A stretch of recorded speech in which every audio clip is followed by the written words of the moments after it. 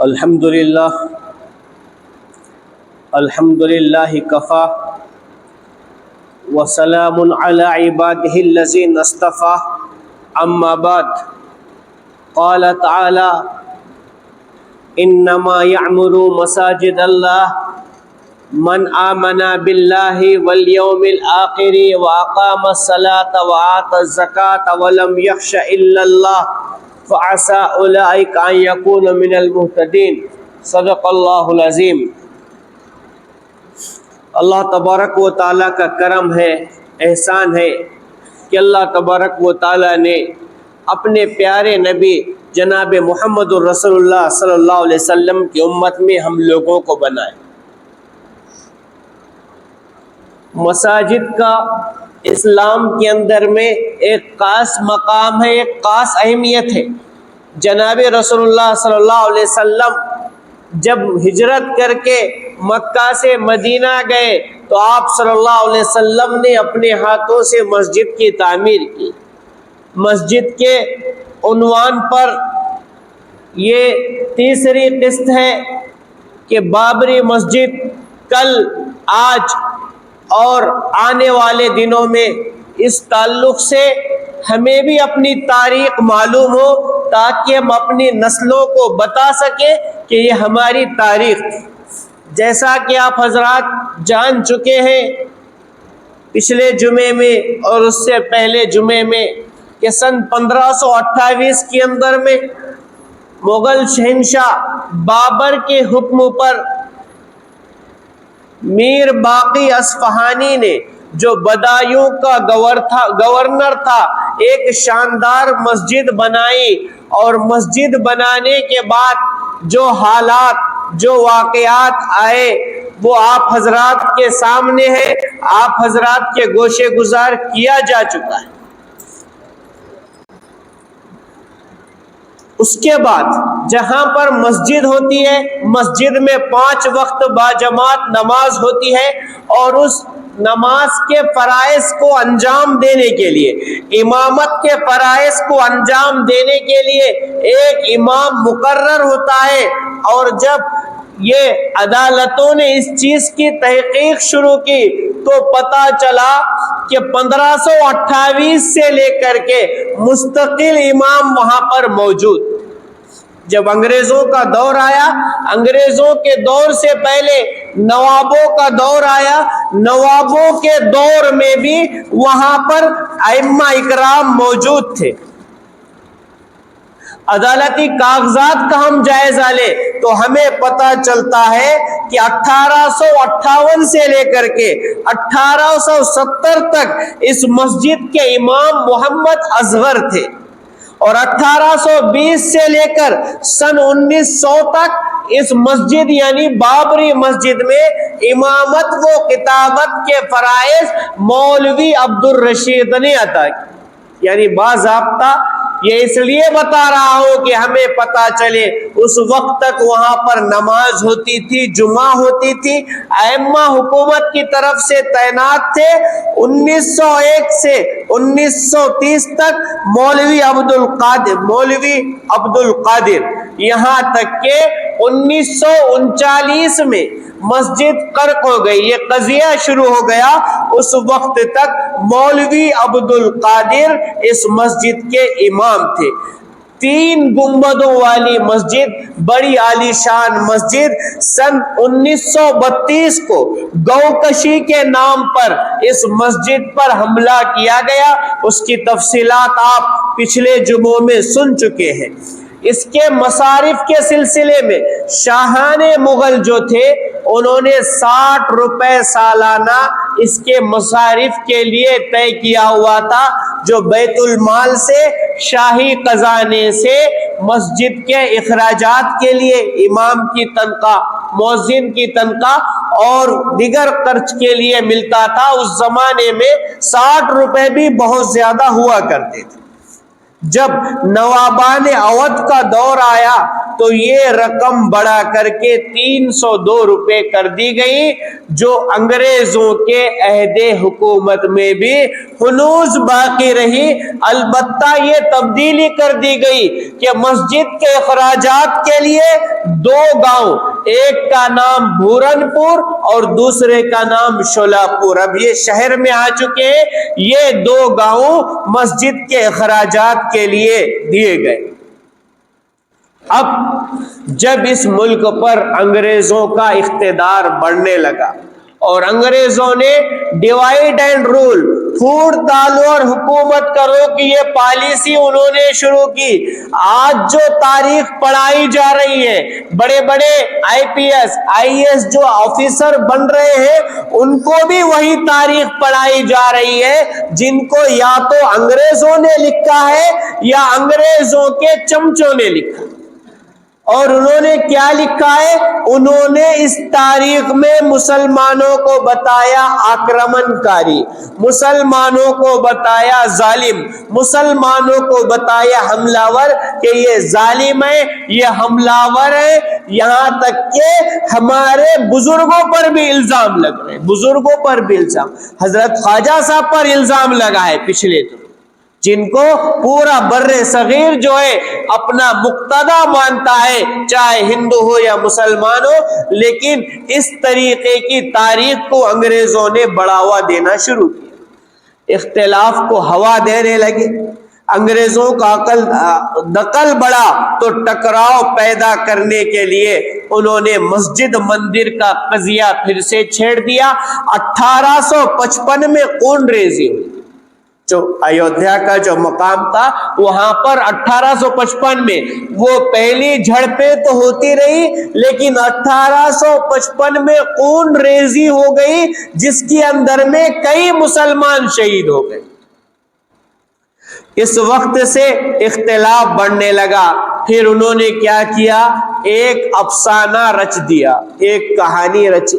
اور کہانی کیا رچی؟ سیتا کی رسوئی اور جنم استھان، یہ دونوں چیزیں یہاں پر موجود ہیں۔ اس سے پہلے کسی قسم کا تذکرہ نہیں، کسی مورخ نے نہیں لکھا، یہاں تک کہ تلسی داس نے وہاں بیٹھ کر کے رام چرتر مانس لکھی، لیکن اس میں بھی کسی چیز کا تذکرہ نہیں ملا۔ کیوں نہیں ملا؟ کیونکہ آلریڈی وہ وہاں پر جنم استھان کے نام سے ایک مندر آلریڈی موجود تھا جو آج بھی ہے۔ تو انہوں نے کیا کیا، انگریزوں نے ایک بدھسٹ نجومی کو، جس کو بھکشو کہتے ہیں، ذائچہ بنانے والے، اس زمانے میں ان کی بڑی مانگ ہوا کرتی تھی، اتنے ڈاکٹر طبیب نہیں ہوتے تھے، تو انہوں نے اس کو مال و دولت دے کر کے، بہلا پھسلا کر کے یہ قصہ گڑھا کہ کسی طریقے سے تم یہ بات ثابت کرو کہ یہاں پر وہ رسوئی ہے اور یہاں پر جو ہے وہ پرکٹ ہونے والی چیز ہے۔ اب لوگ جمع ہوئے، ہندو مسلمان جمع ہوئے، جمع ہونے کے بعد میں وہ ساری چیزیں پیش کی گئی، اس نے اپنے طریقے سے دیکھا اور کہا کہ وہ چیز یہاں پر موجود ہے، یہاں پر رسوئی ہے، یہاں پر جنم استھان۔ اب اختلاف بڑھنے لگا، اب اختلاف بڑھنے کی وجہ یہ ہوئی کہ نقی علی خان یہ نواب واجد علی شاہ کے خسر تھے، اور اس زمانے میں تھے تو یہ مغلوں کے اندر میں، مغلوں کی حکومتیں تھی، مغلوں کے اندر میں یہ صوبیدار تھے، لیکن خود مختار بن گئے تھے، جیسے حیدرآباد کے نظام وغیرہ ہے۔ اور جب انگریزوں کا دور آیا تو بعض لوگ انگریزوں کے ماتحت بن گئے، تو نقی علی خان جو نواب واجد علی شاہ، اودھ کے نواب تھے واجد علی شاہ، ان کا خسر تھا، انہوں نے اس کو آمادہ کیا، کیونکہ جب غداری ہوتی ہے، قوم کو نقصان پہنچا ہے، تو کس سے پہنچا ہے؟ زیادہ تر ہمارے اپنوں سے پہنچا ہے۔ آپ تاریخ اٹھا کر کے دیکھیں، صلاح الدین ایوبی، محمد بن قاسم، نقصان کس سے پہنچا ہے؟ ہمیں اپنوں نے لوٹا، غیروں میں کہاں دم تھا، کشتی وہیں ڈوبی جہاں پانی ذرا کم۔ تو نقی علی خان نے اپنے داماد نواب واجد علی شاہ کو اس بات پر قائل کر لیا کہ ہم یہاں پر ایک نیا اتہاس رچیں گے، خون ریزی بھی ختم ہوگی، آپس کا جھگڑا بھی ختم ہوگا۔ یہ جو بدھسٹ نجومی ہے اس نے جو چیزیں بتائی ہیں، ہر دربار میں انگریزوں کا ریزیڈنٹ ہوتا تھا، ان کا ایک نمائندہ ہوتا تھا، یہ بادشاہ سانس بھی نہیں لے سکتے تھے اس کی اجازت کے، نام کے بادشاہ، جیسے ہمارے ہاں رہتا ربری اسٹمپ کہ خالی نگر ادیش کا کام ہے سکہ مارنے کا، باقی انہیں بھی سانس نہیں لے سکتا۔ اسی طریقے کا تھا کہ وہ بادشاہ تو تھا لیکن ربر اسٹمپ تھا، تو اس کو بہلا پھسلا کر کے اس بات پر آمادہ کیا کہ یہ جو نشاندہی کی گئی ہے، اور نشاندہی ایسی جگہ کی گئی تھی کہ مسجد کا جو چھت والا حصہ ہے، چھت والے حصے کے اپوزٹ سائیڈ میں رائٹ جانب، سیدھے جانب، داہنی جانب جو ہے وہ سیتا کی رسوئی، مسجد کی باؤنڈری کے اندر میں، احاطے کے اندر میں بہت بڑا احاطہ ہے، اس احاطے کے اندر میں چھت والے حصے کی اپوزٹ جنمستان کے نام سے ایک جگہ کو مختص کیا گیا، جس جگہ کی چوڑائی 17 فٹ تھی، لمبائی 21 فٹ تھی، اور اس پر ایک چبوترا بنایا گیا جو مسجد میں نہیں تھا لیکن مسجد کے احاطے میں تھا۔ اب آپ کہیں گے کہ احاطے میں کس طریقے سے تھا؟ جس طرح سے آپ یہ ہماری مسجد کو دیکھ رہے ہیں اور یہ پورا احاطہ ایک وال کمپاؤنڈ کا ایک باؤنڈری وال سمجھ لیجیے، تو باؤنڈری وال کے اندر میں انہوں نے 17x21 کا ایک چبوترا بنایا، اور اس چبوترے کے بننے کے ساتھ میں اس کے اوپر پوجا پاٹ شروع ہو، اور یہیں سے شروع ہوا اختلاف، یہیں سے شروع ہوئے آپس کے تنازعات، اور ایک افسانہ گڑھ لیا گیا، جبکہ قلب شہر میں سینٹر پلیس میں اس وقت بھی مندر موجود تھا اور آج بھی مندر موجود ہے۔ 1857 کی تحریک جنگی آزادی شروع ہوئی، بہت زور و شور سے شروع ہوئی، یہاں تک کہ وہ مسئلے میں ہندو مسلمان ساتھ بیٹھ گئے، کیونکہ ریاست اودھ کا پایا تخت تھا فیض آباد، کوئی معمولی شہر نہیں تھا، بڑا شہر تھا، پہلے سے ہی رہا ہے، آپ پچھلے سن بھی چکے ہیں۔ تو وہاں کے لوگوں نے یہ طے کیا کہ اب ہمیں مل کر کے آزادی کی لڑائی لڑنی ہے، اس لیے ہم یہ جھگڑے کو ختم کریں گے۔ اور جھگڑے کو ختم کرنے کے لیے دو ذمہ دار آئے، ایک مسلمانوں میں سے آگے آئے، ایک قوم ہندوؤں میں سے آگے آئے، ایک کا نام تھا امیر علی اور دوسرے کا نام تھا بابا چرن داس، یہ دو لوگ آئے، اور یہ ساری چیزیں جو اتر پردیش حکومت کا ریکارڈ ہے وقف کا، اس کے اندر میں یہ ساری چیزیں موجود ہیں، آپ سرچ کر سکتے ہیں۔ میں تو بارہا کہتا ہوں کہ کراس چیک کرنے کی عادت ہمارے اندر میں آنا ضروری ہے۔ تو وہاں پر یہ معاملہ طے ہوا، دونوں فریقین جمع ہوئے اور کہا کہ ہم یہ جھگڑے کو ختم کریں گے۔ جھگڑے کو ختم کرنے کے لیے ایک معاہدہ ہوا، معاہدے میں یہ طے ہوا کہ جو مسجد ہے وہ ہمیشہ کے لیے مسجد رہیں گی، یہ باہر کا جو حصہ ہے، کھلی جو جگہ ہے، یہاں پر یہ جو سلسلہ ہے پوجا پاٹ کا وہ شروع رہے گا، اور یہاں پر ہم مندر بنائیں گے۔ ابھی یہ معاہدہ ہوا، سرکار انگریز کو خبر ہوئی، آج کی بھی حکومتیں جو ہے وہ ڈیوائیڈ اینڈ رول والی پالیسی پر عمل کر رہی ہے کہ ان لوگوں کو آپس میں لڑاؤ، ہندوؤں کو، مسلمانوں کو، دلتوں کو، او بی سی کو، مراٹھا کو، جاٹوں کو آپس میں لڑاؤ اور حکومت کرو۔ یہ وہیں سے سیکھے ہوئے، وہی کی چیزیں ہیں، وہیں پہ ان کا ٹیوشن ہوا ہے اور وہیں کے اسکول میں پروان چڑھ کر کے آئے ہیں، آج یہی چیز چل رہی ہے۔ تو بدبختوں نے کیا کیا، انگریزوں نے دونوں ذمہ داروں کو بلایا، چرن داس جی کو بھی بلایا اور امیر علی کو بھی بلایا، اور املی کے پیڑ پر لٹکا کر کے ان کو پھانسی دے دی۔ دونوں ختم ہو گئے۔ پھر کہا کہ اب اس قضیے کا حل نکالنا پڑے گا، اور جو معاہدہ طے ہوا تھا اس معاہدے کو ٹھنڈے بستے میں سرد خانے میں ڈال دیا گیا، اور پھر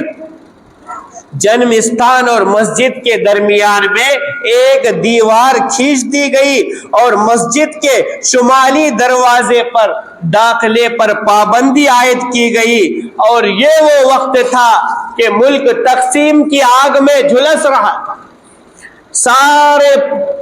پورا معاشرے کے اندر میں بد امنی کا دور تھا ملک میں۔ یہی وہ دور تھا جو پولیس ایکشن کی چنگاریاں ہیں، سقوط حیدرآباد جس کو کہا جاتا ہے، ادھر کے علاقے والے اس میں پریشان، ادھر کے علاقے والے اس میں پریشان، شمالی ہند تقسیم کا درد دور کرنے میں لگا ہوا اور جنوب ہند جو اپنی ساکھ بچانے کے پیچھے پڑا ہوا ہے۔ یہاں تک کہ وہ واقعہ ہوا 22 دسمبر کو، پچھلے ہفتے بھی میں نے کہا تھوڑی سی تفصیل ہے اس میں، کہ 22 دسمبر کو ہنومان گڑھی کے مہنت ابے رام داس جی نے مورتی استھاپت کی اپنے 50-60 چیلوں کے ساتھ۔ اور اب یہ تو ملک آزاد ہو چکا، انگریز چلے گئے، آزادی کے بعد کا یہ قضیہ ہے۔ تو وہاں پر جو ڈیوٹی کانسٹیبل تھا اس نے ماتو پرشاد نے صبح جا کر رپورٹنگ کی کہ فلاں فلاں نے یہ حرکتیں کی ہے، اور اس رپورٹ کو بنیاد بنا کر فیض آباد کے ڈسٹرکٹ جج نے مسجد اور اس سے ملحق قبرستان کو مکفل کر دیا کہ اب یہاں پر کوئی جا نہیں سکتا۔ اور پھر جس طریقے سے ہوتا ہے دونوں فریقین کو، پارٹیوں کو بلایا کہ آؤ جس کے پاس دعویٰ ہے وہ دعویٰ لے کر کے آؤ، جگہ ان کو دی جائے گی۔ ایک مسلمانوں کی مسجد جو 5 وقت جہاں پر نماز ہو رہی ہے اس کو ایک مشکوک طریقے سے، ایک ایسے طریقے سے اس کو مشکوک کر دیا۔ اس وقت میں مسلمانوں میں قیادت زندہ تھی ایسا نہیں ہے، مسلمانوں کی قیادت تھی۔ مولانا ابوالکلام آزاد رحمت اللہ علیہ، مجاہد ملت حفظ الرحمان سیوہاروی رحمت اللہ علیہ، حضرت شیخ الاسلام مولانا سید حسین احمد مدنی رحمت اللہ علیہ جیسے بڑے بڑے اکابرین موجود تھے۔ انہوں نے اس وقت کے جو وزیر اعظم تھے ان سے رابطہ کیا، یہاں تک کہ جواہر لال نہرو حضرت مدنی کے ملاقات کے لیے دلی سے چل کر کے دیوبند آئے۔ حضرت مدنی اتنے ناراض ہوئے کہ رات بھر ان کو بات نہیں کی، وہ کھڑے ہونے پر مجبور۔ پھر بات چیت کے بعد انہوں نے اس وقت کے یو پی کے جو وزیر اعلیٰ تھے، چیف منسٹر تھے، گووند ولم پنت، ان کو لکھا کہ اس معاملے کو کسی طریقے سے حل کر دیا جائے اور اس مسئلے کو جلد سے جلد حل کریں۔ پھر اس کے بعد کیا ہوا، جو وہاں کے ڈی ایم تھے، جو کلیکٹر تھے، انہوں نے ساری سازشوں کے اندر میں باطل کا ساتھ دیا، اور باطل کا ساتھ دینے کے بعد میں 16 جنوری سن 1950 کو گوپال سنگھ نامی ایک شخص نے ایک عرضی داخل کی کورٹ کے اندر، اور عرضی داخل کرنے کے بعد اس نے کچھ لوگوں کو پارٹی بنایا۔ ظہور احمد، حاجی بھکو، ڈی ایم جو وہاں کے فیض آباد کے تھے، سٹی مجسٹریٹ، اور یو پی گورنمنٹ کو پارٹی بنا کر دعویٰ کر دیا کہ مسجد جنم استھان ہے۔ 19 جنوری 1950 کو عدالت نے دونوں فریقین کا داخلہ وہاں پر ممنوع کر دیا کہ نہ آپ جائیں گے نہ وہ جائیں گے۔ مسجد میں نماز بند ہو چکی، مسجد میں اذان بند ہو چکی، اور پھر 13 مارچ 1951 کو جو اس کے مہنت ہوتے ہیں ان کو اجازت دی کہ آپ پوجا کر سکتے ہیں، اور یہیں سے یہ معاملے نے طول پکڑنا شروع کیا اور باطل پرستوں کا پلڑا اس کے اندر میں بھاری ہونے لگا، اور پھر وہ واقعات آئے کہ الامان والحفیظ۔ مختصر آپ حضرات کو یہ تاریخ اس لیے بتا رہا ہوں کہ آپ جا کر کے اپنے بچوں کو بتائیں، اپنی نسلوں کو بتائیں کہ بابری مسجد مسجد تھی، مسجد ہے اور مسجد رہے۔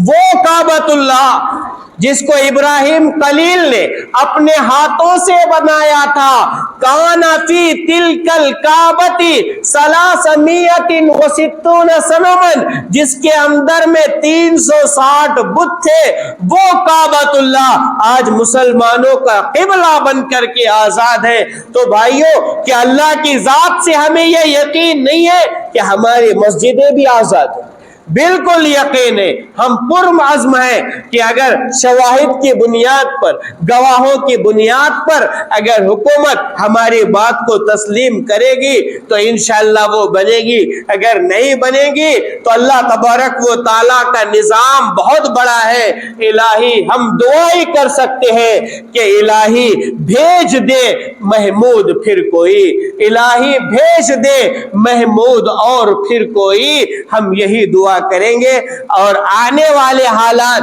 बिल्कुल सब्र के साथ नबर्रद आजमा होने की जरूरत है। आपस के इख्तिलाफ को खत्म करें, जमाती इख्तिलाफ को खत्म करें, गुरोही और मसलकी इख्तिलाफ को खत्म करें, सियासी इख्तिलाफ। आज नगर परिषद के इलेक्शन की वजह से भाई भाई का मुंह देखने को तैयार नहीं, लेकिन आप देखें कि आज क्या हालत हुई है सियासत, कौन सी पार्टी कब बदलेंगी, कौन सा लीडर क्या लेगा, बल्कि 10-5 झंडे कार्यकर्ता को जेब में लेके फिरना पड़ रहा कि ये गमछा डाल के हम गए तो सही, साथ आते टाइम में कौन सा गमछा गले में रहता कि। तो ये हाल हो गया। इसलिए